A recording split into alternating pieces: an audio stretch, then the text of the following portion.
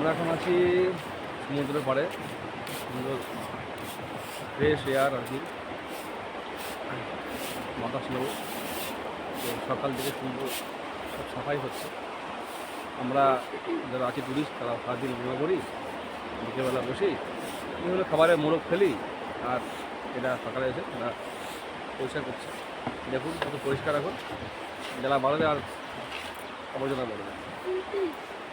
Dustbin আছে, ব্যবহার করলেই হয়, কিন্তু কেউ করে না। কিছু নেই, যে একদম ভরে এইটা, সূর্য এখন দেখা যাচ্ছে না।